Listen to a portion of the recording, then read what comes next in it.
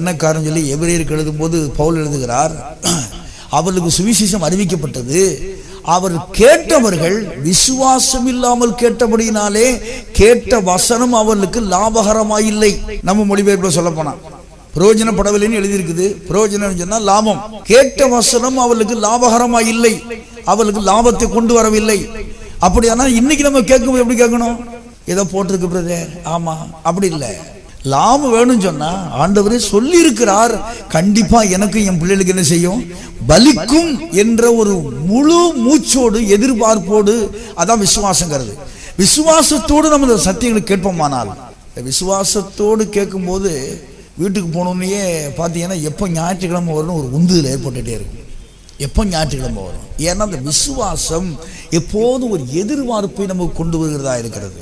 விசுவாசம் எப்போதுமே நமக்கு ஒரு எதிர்பார்ப்பை கொண்டு வருகிறதா இருக்கிறது. இன்னைக்கு கேட்ட அந்த சத்தியம், ஆனா இன்னும் கேட்கணுமே, அடுத்த வாரம் எப்போ வரும், அதான் பைத்துங்கிறது. அந்த விசுவாசம் இருந்தா அப்படி இருக்கான்னு பாருங்க. ஞாயிற்றுக்கிழமை கேட்கிற வசனம் முடிஞ்ச உடனேயே ஒரு ஏக்கம் இருக்கணும், திருப்தி வரக்கூடாது. ஒரு ஏக்கம் இருக்கணும், ஆண்டவரே இந்த சத்தியங்களை நான் இன்னும் அறிய வேண்டுமே, இனி எப்போ அடுத்த ஞாயிற்றுக்கிழமை என்னைக்கு வரப்போகுது, இன்னும் 6 நாள் இருக்குதே அப்படின்னு ஒரு துடிப்பு ஏக்கம் நமக்கு இருக்குமானால், அதைத்தான் பவுல் இங்கே சொல்லுகிறார், கேட்டவர்கள் அப்படி ஏக்கம் இல்லாமல் கேட்டபடினாலே கேட்ட சத்தியங்கள் அவர்களுக்கு லாபத்தை கொண்டு வரவில்லை. ஆனா கேட்கும் போதே அந்த ஒரு ஏக்கத்தோடு நம்ம இன்னைக்கு கேட்போமானால் இந்த சத்தியங்கள் நமக்கு லாபத்தை கொண்டு வரும்.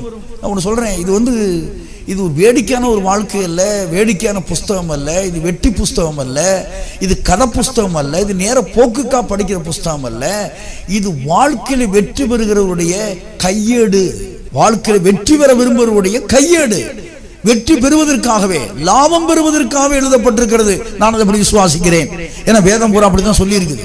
பிரயோஜனம், லாபம், ஆதாயம், இதெல்லாம் வியாபார முறையில சொல்லப்பட்டிருக்கிற வார்த்தைகள் பாருங்க. வியாபார தோரணையிலே எழுதப்படுகிற வார்த்தைகள் லாபம், ஆதாயம், பிரயோஜனம், இதெல்லாம் வேதத்துல சொல்லி இருக்குது. ஆனா நம்முடைய முன்னோர்கள் இதெல்லாம் ரிஜெக்ட் பண்ணிட்டாங்க பாருங்க. என்னன்னா இது எதுக்கு நமக்கு, ஐயோ லாபம் எதுக்குங்க நமக்கு, அவங்க பாரிசு என்ன, உண்ணவும் உடுக்கவும் உண்டாயிருந்தா அது நமக்கு போதும் என்று இருக்க கடவோம், இதுவே தேவனுக்கு பிரியம்னு சொல்லி ஒரு ஆமீன் போட்டு முடிச்சுட்டு போயிட்டாங்க. பாவம் அவங்களுக்கா, ஐயோ பாவம், அவங்க இதெல்லாம் படிக்கல. பாவம் ஏன் படிக்கணும், அவங்க முன்னோர்கள் அதை சொல்லிக் கொடுக்கல. அருமையானவர்களே, வேதத்துல லாபத்தை பற்றி எழுதியிருக்குது, கணக்குகள் எழுதப்பட்டிருக்கிறது, பிரயோஜனத்தை பற்றி எழுதியிருக்கிறது, ஆதாயத்தை பற்றி எழுதியிருக்கிறது, எங்கே லாபம் இருக்கணும், எது எங்கே லாபம், எதிலே லாபம், எப்படி லாபம் எழுதியிருக்கு பைபிள்ல. வேதம் தான் லாபம். அதை தான் சொல்றாரு, இந்த நியாயப்பிரமாண புஸ்தகம்